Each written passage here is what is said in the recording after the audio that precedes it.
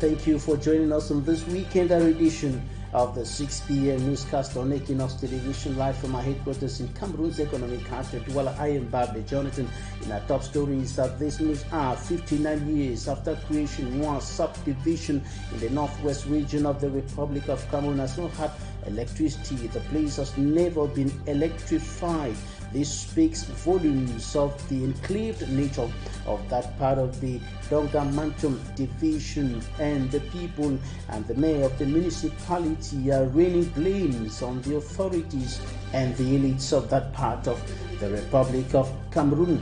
In Senegal, opposition supporters take to the streets protesting against the rejection of the legislative election list of Ousmane Sonko, main opposition leader, and the invalidation amounts to his removal from the race. Those were our top stories.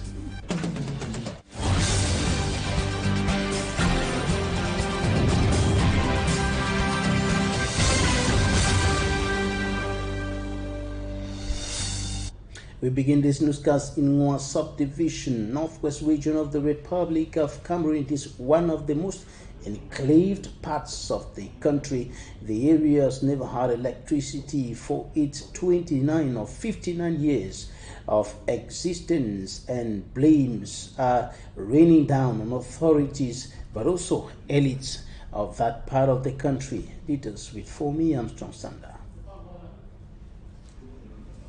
Fomi Armstrong Sander will be giving us that report in a short while on Juin subdivision in the northwest region of the Republic of Cameroon. Time for us to go to Ntian division. It is also one of the enclaved areas, and the enclaved nature of the area has been worsened by the Anglophone crisis.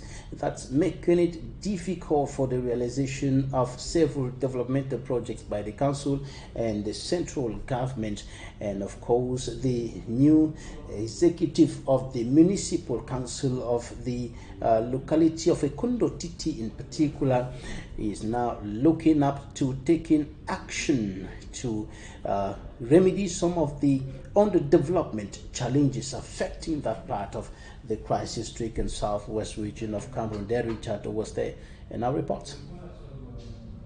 The dream of connecting all the neighborhoods of the Ekundotiti municipality must stay alive. This was one of his dreams and his project. This bridge at Hilltop was initiated by the former mayor of the Ekundotiti Council in the person of late Nanji Kenneth, who was assassinated by separatist fighters last March 2nd, 2022. And today, 3 months after, the new mayor has been elected. She is expected, therefore, to continue from here and realize this project. This is just one among many. Security measures have been stepped up here in the Ekundotiti subdivision as element of defense and security forces could be seen stationed in strategic parts of the town. And for some time now, the people of the Ekundotiti subdivision say they have been enjoying some relative calmness. At least 4 persons have been injured due to accidents that occurred in Cameroon's economic capital, Douala, last night, and most of the accidents occurring within the city of Douala are blamed on the bad state of roads running across the country's economic hub, but also reckless driving and poor conduct of drivers on the roads in Cameroon's economic capital, Douala. But a large portion, the lion's share of the blame, is on the bad state of roads. Smanjikan Gabriel has more. Some days back, Equinoxe television visited some neighborhoods in the heart of Cameroon's economic capital whose roads are in a poor shape. Amongst them was the road situated at Carrefour Ajip beside the petroleum depot enterprise. At the time of our passage, it was a dry day, and the effect of the poor roads wasn't visible. 24 hours after the stopover at Carrefour Ajip, a heavy downpour was recorded, and the effect on this section of the road was visible. A car transporting plank which didn't master the road, particularly the danger zone fell down.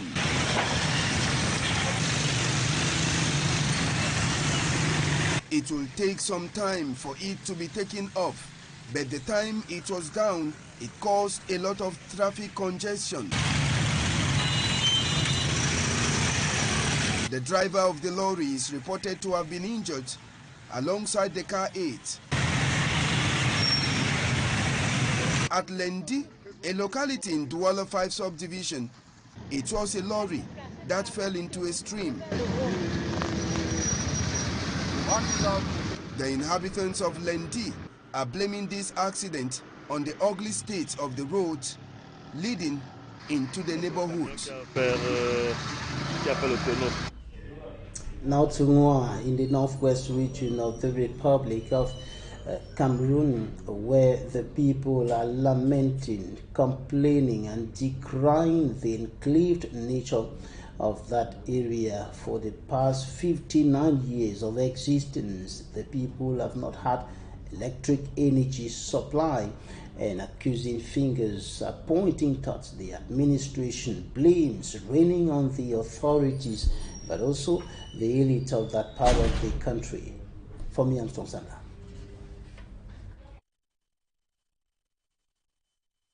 Right, we'll be coming back to this report in the course of this newscast. Time for us to talk about sickle cell anemia, and this is a problem affecting a significant proportion of the population of Cameroon, and medics have been blaming this on ignorance. Many persons get married without going for the electrophoresis test in order to prevent this problem, and a campaign was taking place today at the Lakentini Hospital here in Douala. A campaign get towards the prevention of this health problem and also the sensitization of the population on the preventive measures on what they should do to avoid getting into this health trap, so to speak. Details with Anemia. Over 6,000 babies with sickle cell anemia are born in Cameroon on a yearly basis. These babies are born with a sick gene and suffer all through their lives. Most sicklers are always down with malaria, anemia and body pains. It is in a bid to reduce the rate of sickle cell born babies that the department in charge of sickle cell anemia at the Lakentini Hospital organized a free screening for electrophoresis, permitting youths of below 35 to know their status. C'est une maladie qui est caractérisée par les douleurs, l'anémie, les infections. It is an ailment characterized by pains, anemia, so we are trying to eradicate it, and that is very possible. The objective to do free electrophoresis screening is to let people know that before you get yourself a partner, you must know your status, so that sick children are not being born. En couple, que chacun sache son statut. Simplice Banga answered present at the hospital. He says he used the opportunity to know his status because of its importance before marriage or childbearing. Quand tu connais déjà ton statut, tu as l'opportunité facilement de savoir avec qui tu peux avoir des enfants. Knowing your electrophoresis status, you can make a choice with whom to have a relationship with or have a child. Because if you don't know your status, you will have a child who will suffer a lifetime and can't feel free with other children. On her part, Madame Dolia adds that it is very scary seeing how a sickle cell patient suffers. Je me dis que certaines personnes négligent cet examen parce qu'ils n'ont pas vu des personnes drépanocytaires. Certain persons neglect knowing their electrophoresis because they have not yet seen sickle cell patients. I have seen them. I have one of my friends who was AS and who died last year. Moi, j'ai vu des personnes drépanocytaires. J'ai une amie drépanocytaire qui est morte l'année passée. Je ne conseillerais pas ça. I don't advise AS people to get together as a couple.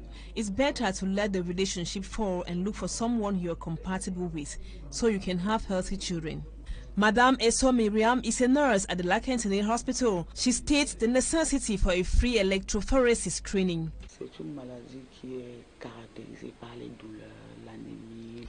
It is an ailment characterized by pains, anemia, so we are trying to eradicate it, and that is very possible. The objective to do free electrophoresis screening is to let people know that before you get yourself a partner, you must know your status so that sick children are not being born. Que chacun sache son statut, que ce type d'enfant ne naisse plus. The World Day for Sickle Cell Anemia Awareness is observed every June 19. Statistics of the World Health Organization reveal that 45% of child mortality is linked to malnutrition. And in the report coming up next, Annabella takes a look at the consequences of malnutrition or poor feeding on the physical or mental stability and growth of children. Her report. Nutrition leads to anemia and increase the number of deaths in children. And a way to limit this phenomenon, different kinds of food, fruits and their cooking methods were presented to parents by health personnel at the Douala Regional Hospital. This was during a workshop to educate pregnant and nursing mothers on how to keep their babies healthy. Screening of anemia in children, anemia in women in general. We also sensitize mother and children, mother in general and public and grand public in general on how to feed children so that we can avoid malnutrition. Medics say the feeding of a child is controlled right from pregnancy. The pregnant woman must eat a balanced diet, and after delivery, food is gradually introduced into the baby's diet. With the pregnancy at 6 months, there are many benefits of that. Like antibiotics, and it's balanced diet for the child at that time. And after 6 months, you have to consider that breastfeeding and the other type of food because that breastfeeding is not sufficient for the child. The participants, according to them, are going home satisfied with the knowledge acquired. I learned that with 5 different types of fruit and at the cost of 500 francs, one can make a good mixture for her baby. However, maintaining the nutrition of a toddler remains the key so as to combat the prevalence of anemia in children. Now coming up for me, Armstrong Sandra takes us to Juin subdivision, and it's going to show us the ugly face of underdevelopment challenges affecting that part of the Republic of Cameroon. His report. Being the oldest and largest in the northwest, local Juin subdivision is one of the most neglected in the region and nation. 59 years after creation, Juin has never been linked to the national electricity grid, and the road linking Juin through Ndu subdivision remains untied 59 years after. Having seen its problems multiplied with the Anglophone crisis, the mayor of Juin is most frustrated with elites for also abandoning Juin subdivision. My elite, most of those external elite have not come, just few are here. And what I want to tell them is that they've abandoned the place. They are not there, and for houses, none of them has come back home to see whether he can put up a structure. They have left because of the crisis and they don't want to come back and deal. The mayor, who believes that the size and age of Juin could favor a lift in administrative status, wonders how that will be possible without corresponding infrastructure. We are looking for these administrative headquarters. I think if the houses are there, when the government is coming to put the officials, the offices that they want to create in Juin will use most of their houses. The mayor, Jumbo Joseph, was speaking after receiving the senior divisional officer for the Donga Mantung division, Dr. Do Simon Quenti, who was in Juin for a Meet the People's tour.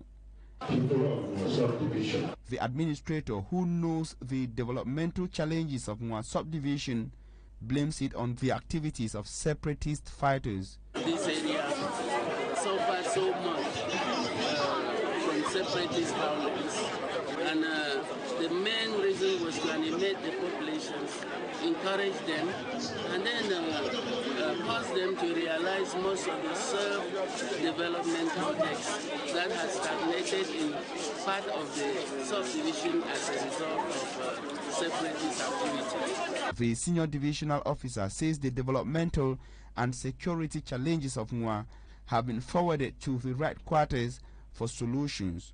Talks with the populations of Mfe village. Dr. Do Simon Quenti also used his tour in Mua subdivision to organize consultative talks for the coronation and promulgation of the Fond Mfe village. While in Mfe village, the kingmakers, royal family, and the local population presented Prince Chebna Ronald as the successor of his father. Supporters of main opposition leader in Senegal, Ousmane Sonko, are protesting and demonstrating against the rejection of the list for the upcoming legislative elections. The coalition of Ousmane Sonko, Yewi Askan, had announced the rally against the powers of the country before the decision of the Constitutional Council confirming the rejection of the list on which he and other opposition figures appear for the general elections July 31, 2022. The invalidation amounts to the removing of Ousmane Sonko from the race. Now in Nigeria, the Supreme Court has agreed that Muslim girls can wear a headscarf in government schools in Lagos State. It upholds a 2016 ruling by an appeal court that lifted a ban on the hijab. Girls had previously been barred from wearing a head covering because it was not part of school uniform, and the decision may finally put to rest a legal battle that has lasted for years. And that's it for the first part of this newscast. Talking Point is up next.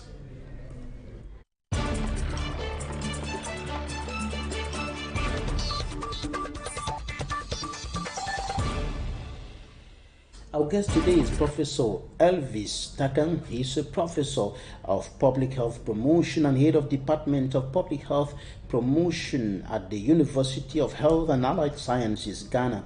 Adjunct Professor of Public Health Promotion at the University of KwaZulu-Natal, South Africa. Certified Health Promotion Practitioner from the International Union of Health Promotion. Member of the Institute of Health Promotion of the United Kingdom. Professor, welcome. Yeah, Mr. Babila, thank you once more for having me on your program. Right, we're going to be analyzing health promotion across the on your platform, African continent. To you and your viewers. And there are a lot of problems, there are a lot of setbacks, loopholes in the health systems of African countries. Can you tell us more about these challenges that African nations are facing in matters of health promotion? Yeah, thank you so much, Mr. Babila. You see, it is the government of every nation that sets the health agenda of that country. And you cannot succeed in that light without the necessary finances. I remember in the year 2000, the heads of state of the African Union countries had a summit in Abuja, and at that summit there was a declaration. They call it the Abuja 15 Declaration, which said that every member state should dedicate at least 15% of their budget, their annual budget, to health. But if you make a little research, you realize that almost all the countries are not doing even up to half of that 15%. So they cannot get the health agenda right without adequate investment. Right, some little connection issues there with Professor. The proper finances. Right, go ahead, Prof. And beyond that, we look at cannot get the health agenda right in your country. But beyond that, we also have the issue of health systems. Like Many countries, the health promotion, for instance, is a new concept that has not been well embraced in the African continent. So without health promotion, which is to me the backbone of public health, you cannot get the health agenda of your country right. What explains the fact that enough money, enough financial resources are not injected into public health promotion by majority of the African countries? Is it a problem of policy? Thank you so much, Mr. Babila.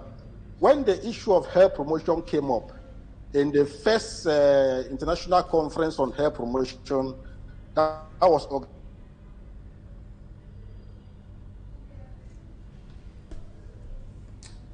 right, we hope the connection gets better with organized by the World Health. They came out with. Yeah, can you hear me? Go ahead, Prof. We're getting you 5 on 5. Can you get me now? Yes. Yeah. So I was saying that at the Ottawa Chapter for Health, the Ottawa Chapter, the conference, 5 key areas to practice health promotion. The first of which is developing healthy public policy. If there is no good healthy public policy, all the other things cannot be gotten right.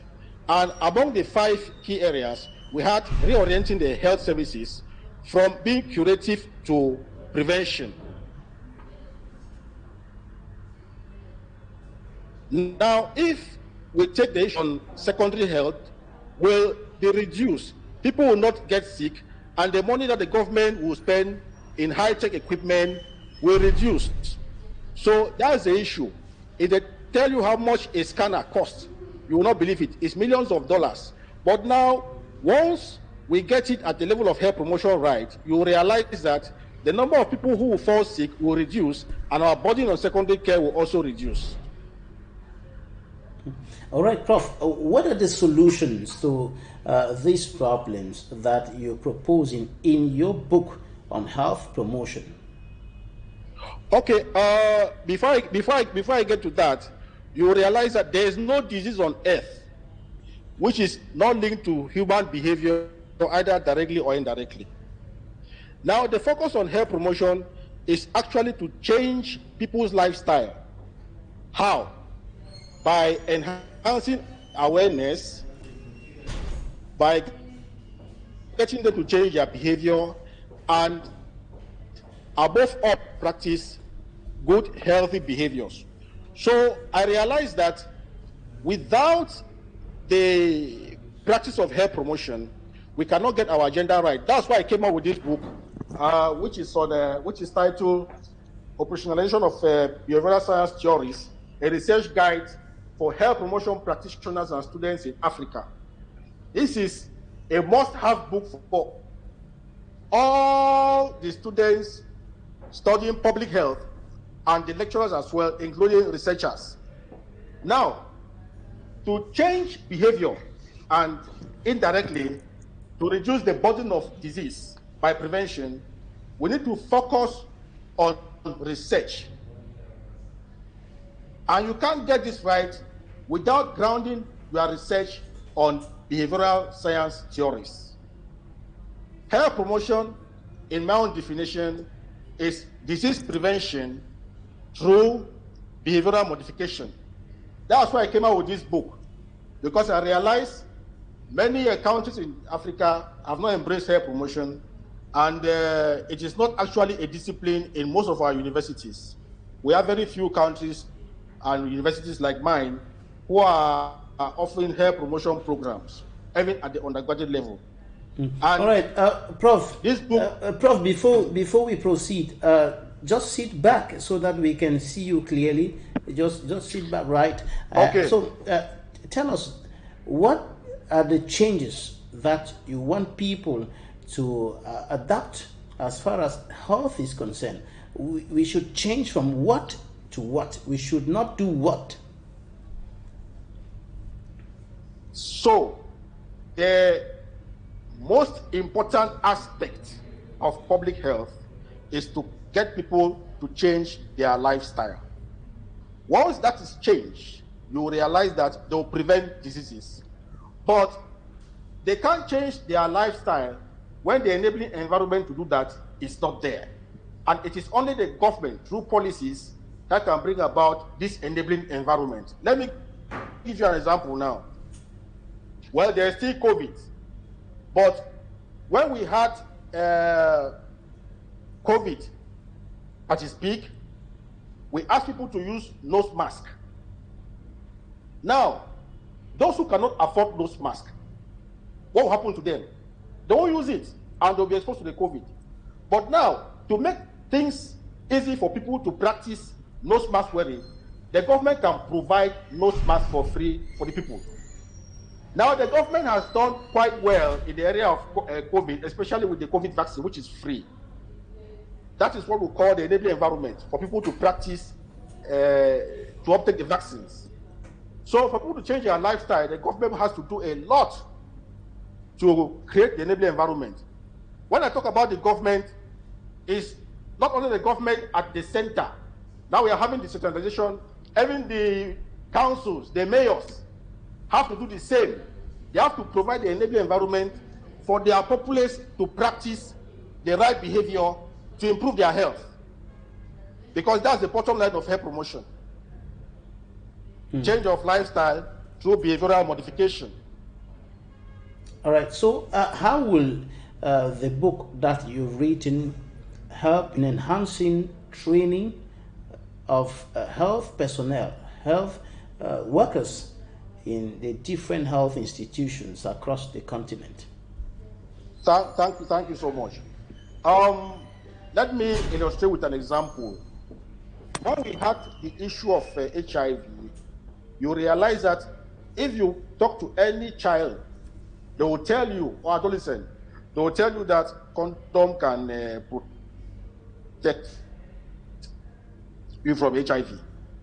But this issue of condom, sensitization about condom has been going on for decades now. But you ask yourself, why are people not using it? It is because they are giving the same information about condom across board. But I will tell you that if you conduct research, for instance, grounded on behavioral science theory, which is the backbone of health promotion, you will realize that even in Yadwala, the reasons why people will not use condom, or the reasons why people will not take the COVID vaccine in Makepe will be different from the reasons they will not take in Bodaberi. But the same information is being given across board. Whether you are in Maruao, you are in Boyao, you are in Yaoundé, they are giving you the same information about the COVID vaccine. But the people will not take it because the environment they find themselves, the physical environment and the social environment are different. So that's why this book comes in now. Any research to change behavior, which is not grounded on theories, as is in this book, will not yield the required results. So I'm asking my students, my colleagues who are lecturers of the university, that for any behavioral change to be successful, you must ground your research first on behavioral science theories. We have so many of them. They have been illustrated in this book. Conduct your research, then you will find reasons why people are not behaving the way they're supposed to behave. Then now you tailor interventions addressing those issues. Then it will work. So you will realize that the intervention you will give to people in Makepe will be different from the intervention you will give to those in Bonaveri with respect to the COVID vaccine, for example. So that's why this book is very important. All right. We're wrapping up here, Prof. But before we go, some advice as far as eating habits and other health-related issues are concerned. Yeah, as I said before, almost all diseases on earth are related to behavior. So you have to practice the right behavior for optimal health. So I'm advising my people, please try as much as possible to refrain from bad behaviors that will expose you to illnesses. Try to practice good behaviors to prevent diseases. That's the information I have. And with respect to this book, we have it on Amazon as well. People can get their copies there. All right, thank you very much, Professor Elvis Takan, public health promotion expert. Thank you for your time. Thank you so much, Mr. Babila, for having me on your platform. I wish you all the best and enjoy the rest of the day. Thank you. Thank you, ladies and gentlemen, for staying with us. This is where we end this edition of the 6 p.m. newscast on Equinoxe television. In less than half an hour, Duval Frangwa and his guest will be here with Equinoxe. Do stay with us.